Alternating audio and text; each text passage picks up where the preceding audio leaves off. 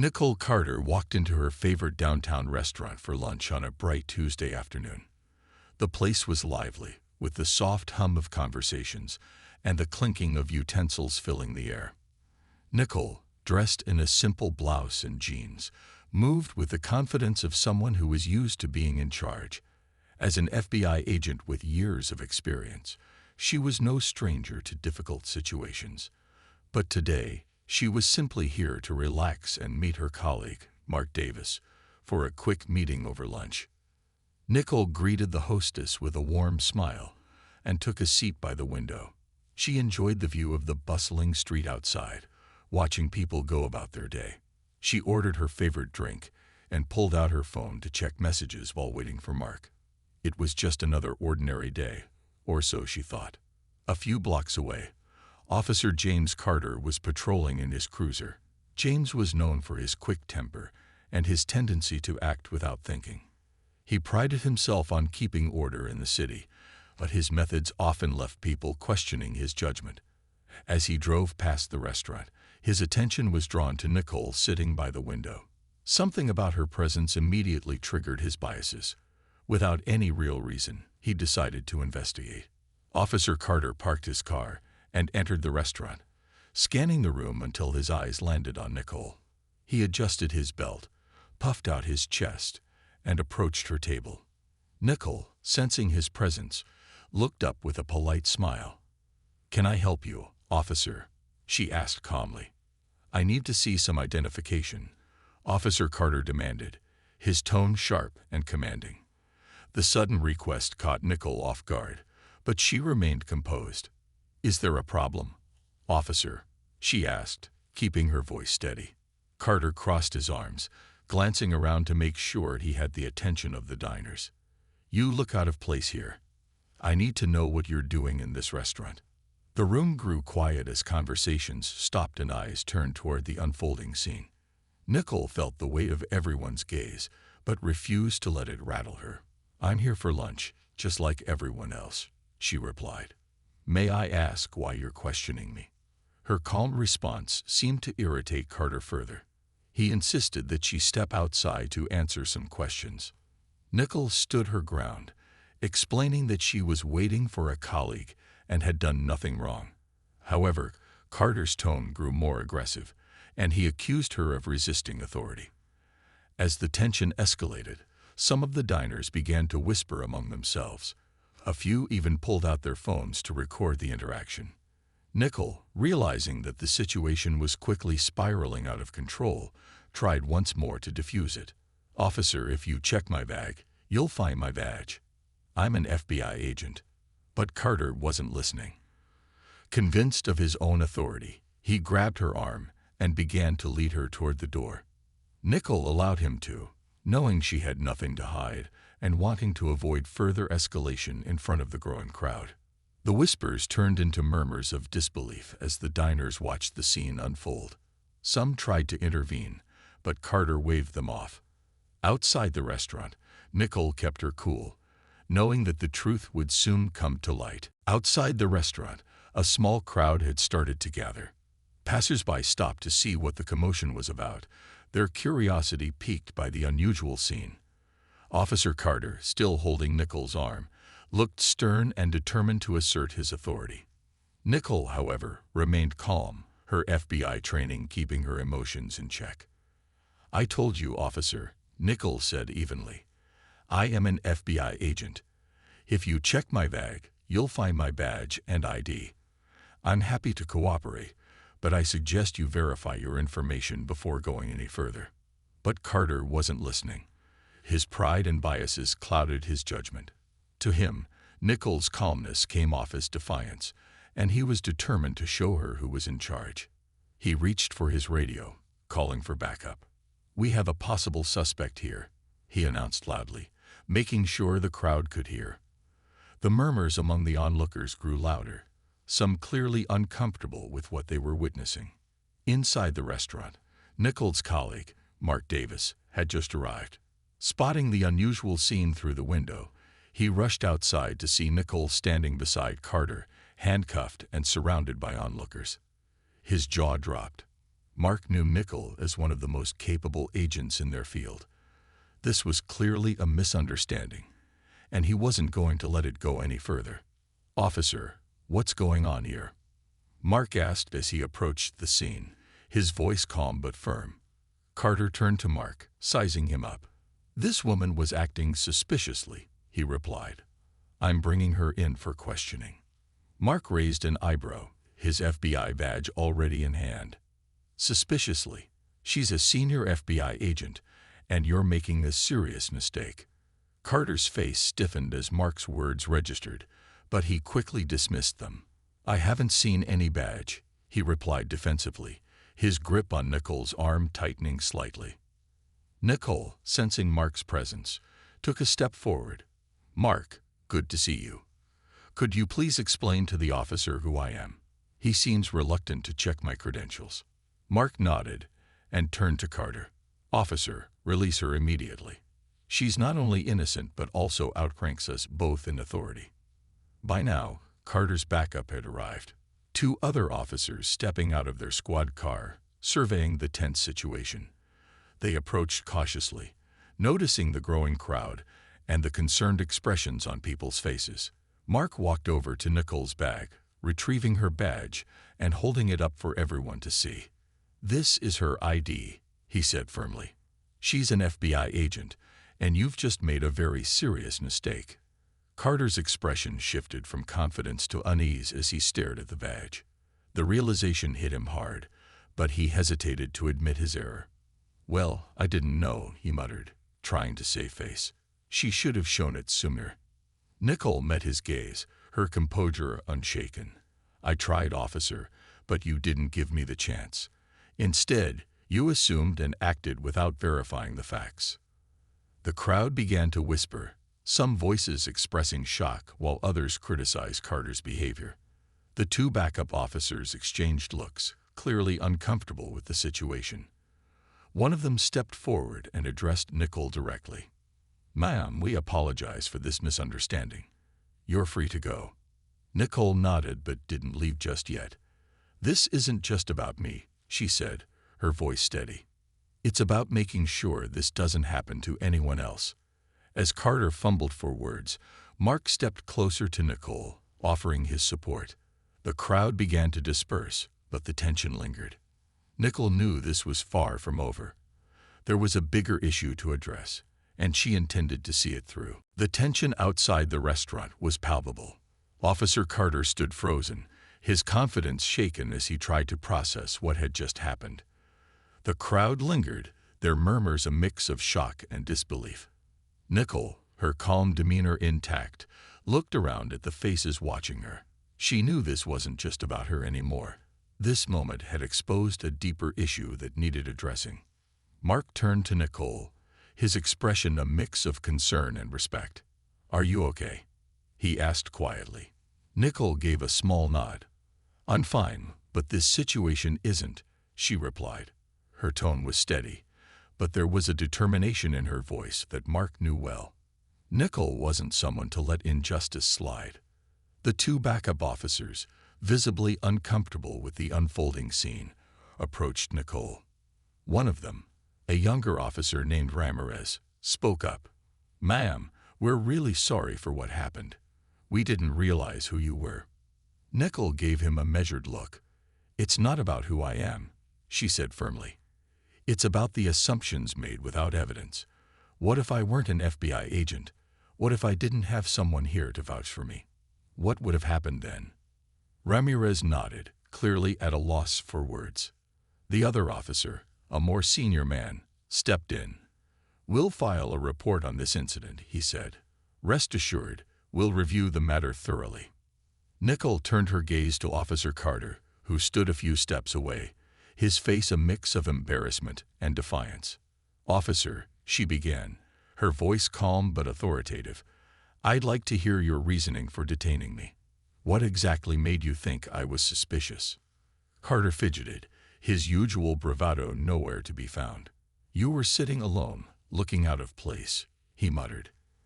I thought something wasn't right." Nicole raised an eyebrow. "Looking out of place," she repeated. Is that a crime now? Or was it just your assumption based on something you couldn't quite put into words?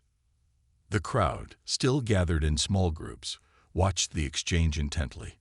Some recorded the interaction on their phones, while others whispered to each other, their expressions ranging from outrage to quiet agreement. Mark decided to step in. "Officer Carter, this situation could have been avoided entirely if you'd simply checked her ID as she offered. Instead, you escalated unnecessarily. This isn't how the law works." Carter opened his mouth to respond but quickly closed it again, realizing there was no defense for his actions. He looked away, his face red with embarrassment. Nicole sighed, her gaze softening slightly.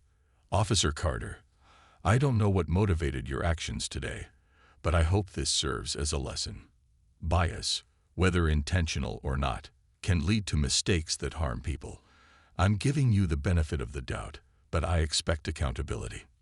Ramirez nodded again, his expression earnest. "We'll make sure this is addressed, Mom," he said. "It shouldn't have happened." Nicole turned back to the crowd, addressing them directly. "Let this be a reminder to all of us," she said. "We must hold each other accountable, no matter who we are or what position we hold. Only then can we make things better." The crowd began to disperse, some offering Nicole words of support as they left. Mark stayed by her side, his presence a quiet reassurance. "You handled that well," he said as the last of the onlookers disappeared. Nicole glanced at him, a small smile playing on her lips. "This isn't over," she replied. "There's still work to do." And with that, the two of them walked back inside, ready to continue their day, but not without a renewed sense of purpose. Nicole and Mark sat down inside the restaurant, trying to settle back into the moment. But the energy had shifted. The manager approached hesitantly, an apologetic look on her face. "Agent Nicole," she said softly, "I'm so sorry for what just happened. We never expected something like this outside our establishment." Nicole gave a polite nod. "It's not your fault, but thank you. I do hope it serves as a reminder to everyone that situations like this need better handling." The manager's eyes lingered on Nicole, sensing the weight of her words. "If there's anything we can do for you, please let me know," she offered before retreating to give them space. Mark leaned in, lowering his voice. "You know this is going to make waves, right? With all those people recording, it's bound to hit the news." Nicole nodded. "I know," she said thoughtfully. "And maybe that's a good thing. Sometimes it takes moments like this for people to realize there's still work to be done." As they waited for their food, Nicole noticed Carter standing outside, his backup officers talking quietly with him. She could see the weight of his embarrassment in his posture. He looked defeated, and despite what had happened, Nicole felt a twinge of empathy. Mistakes had been made, but she believed in the power of redemption. "Wait here," she told Mark before stepping outside. Carter looked up as Nicole approached. His expression was guarded, as though bracing for more criticism. "Officer Carter," she began, her tone calm but firm. "I wanted to speak with you directly." He straightened up, clearly unsure of what to expect. "Yes, Mom," he said cautiously. Nicole folded her arms, choosing her words carefully. "What happened today could have been handled differently. You let assumptions guide your actions, and that led to a mistake. A serious one.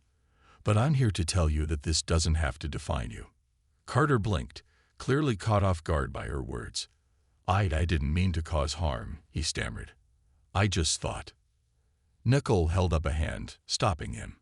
"Intent doesn't always match impact," she said gently. "But you have a chance to reflect and grow from this. I'd recommend training programs on implicit bias. They're helpful for all of us, no matter how experienced we think we are." For the first time, Carter's shoulders relaxed slightly. He nodded. "Thank you," he said, his voice quiet. "I'll look into it. I appreciate you saying that." Nicole gave him a small nod. "Good. Growth starts with recognizing our mistakes.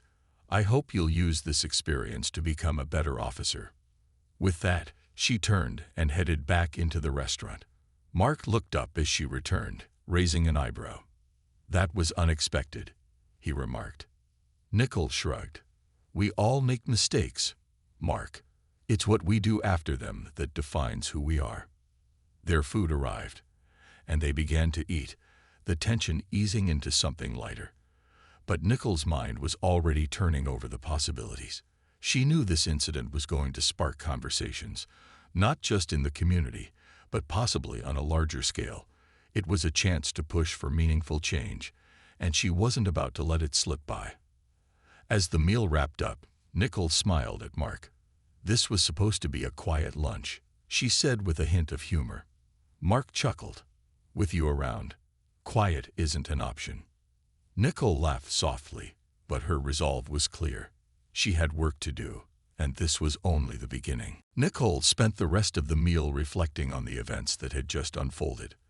Though it wasn't the first time she had encountered bias in her line of work, this particular incident felt more personal. She glanced at Mark, who seemed deep in thought, and gave him a small smile. "Do you think this will make a difference?" she asked. Mark leaned back in his chair, his eyes thoughtful. "I think it already has. People saw what happened, and more importantly, they saw how you handled it. You didn't escalate, and you didn't let it slide either. That kind of example speaks louder than anything." Nicole nodded, feeling the sense of reassurance. "I just hope it opens some eyes," she said softly. "Change doesn't happen overnight, but moments like these can start conversations." As they were finishing their meal, the restaurant's manager returned, holding a small notepad. "Agent Nicole," she began, "some customers wanted me to pass on their gratitude. A few left notes for you." She handed the notepad to Nicole, her face showing genuine admiration. Nicole opened the notepad and read the short messages. "Thank you for standing strong," one read. Another said, "You handled today with grace. You're an inspiration." She felt a lump form in her throat. These weren't just words. They were a sign that people were paying attention. "Thank you," Nicole said to the manager, her voice filled with gratitude. "It means a lot." The manager smiled. "It's us who should be thanking you," she said before walking away. Mark glanced at the notepad. "See, you're already making a difference." Nicole smiled faintly but didn't respond. She was still processing everything. As they prepared to leave, she noticed Officer Carter still lingering outside, speaking quietly with his colleagues. Something about his posture suggested he was genuinely reflecting on the day's events. Before stepping out, Nicole took a deep breath. The crowd outside had thinned, but a few people remained, clearly waiting to see what would happen next.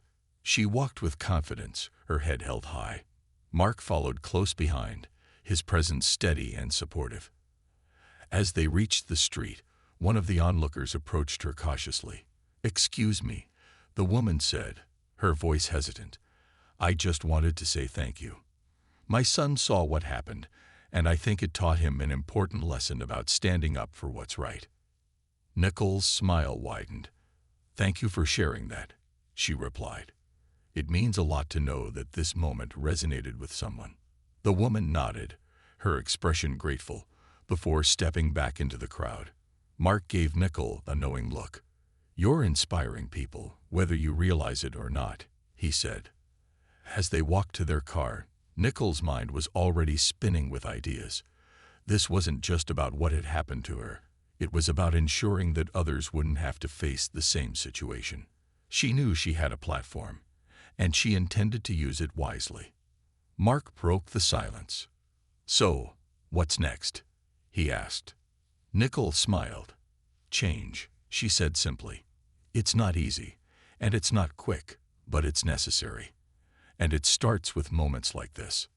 As they drove away, Nicole felt a renewed sense of purpose. She had faced adversity before, but this time, she was determined to turn it into something positive, not just for herself, but for everyone who had ever been in her shoes. As Nicole drove back to her office, she couldn't shake the lingering emotions from the restaurant incident.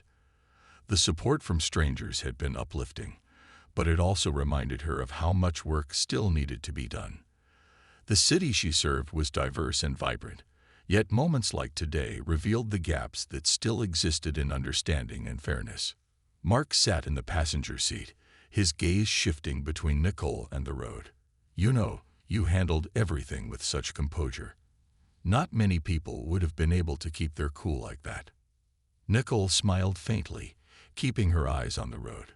"It's not always easy," she admitted, "but losing my temper wouldn't have changed anything. If anything, it would have reinforced the wrong ideas." Mark nodded thoughtfully.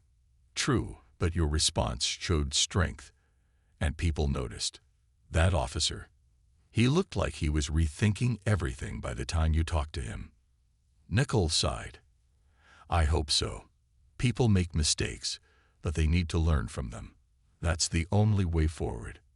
When they arrived at the office, Nicole was greeted by her assistant, Carla, who had clearly heard about the incident.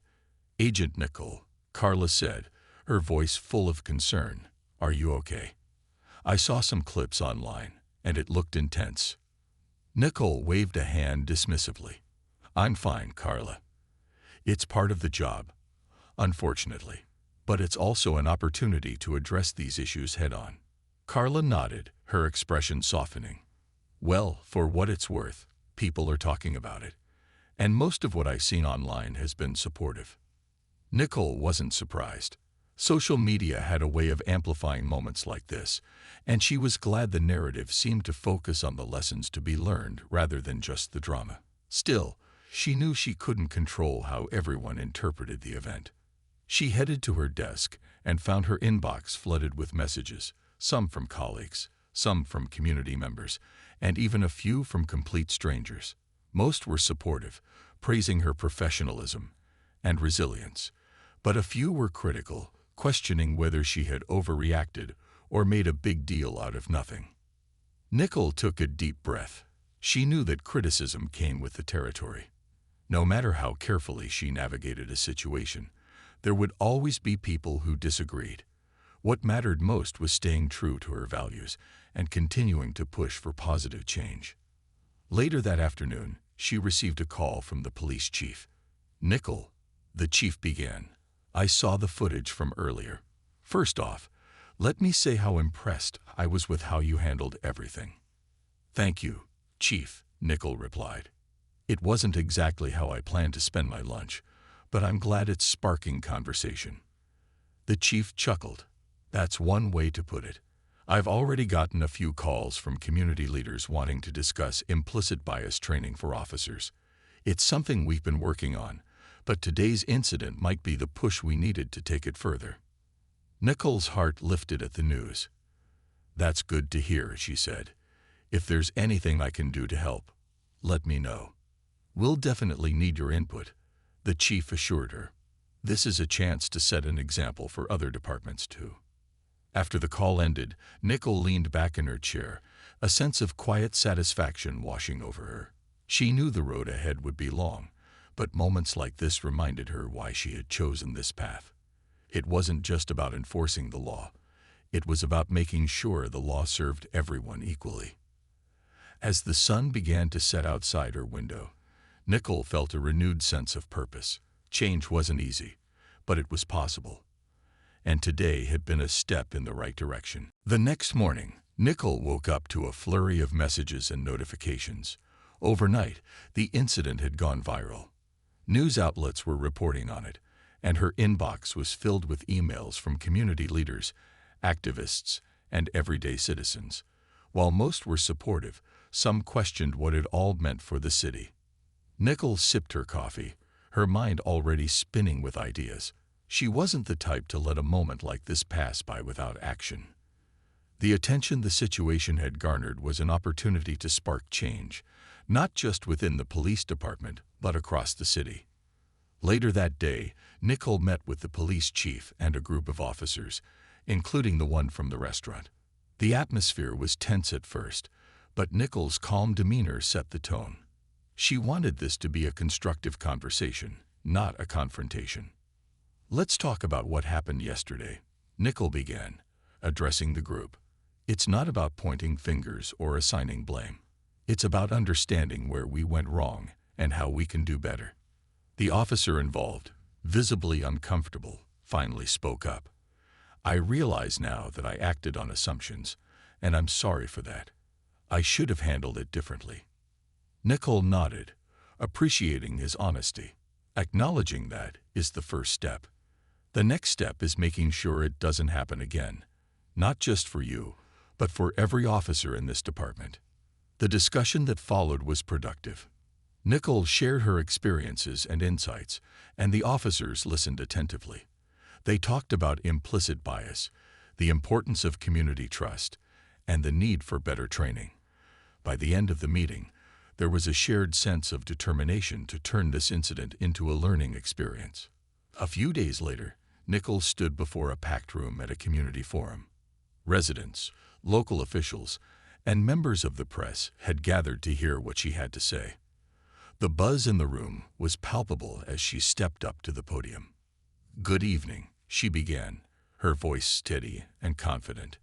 "As many of you know, an incident occurred earlier this week that has sparked a lot of discussion, and that's a good thing. We need to talk about these issues if we're going to solve them." She went on to explain what had happened, what it revealed about systemic challenges, and what steps were being taken to address them. She announced new initiatives, including mandatory bias training for officers, community police dialogue sessions, and an anonymous feedback system for citizens to report concerns. The room erupted in applause when she finished. Nicole felt a mix of relief and resolve.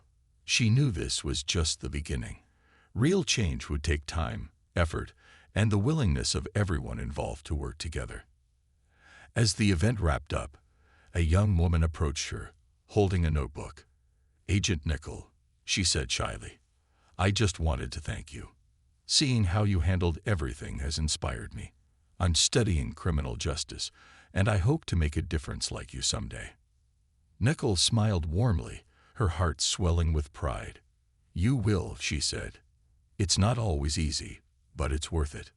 That night, as she reflected on everything that had happened, Nicole felt a deep sense of purpose.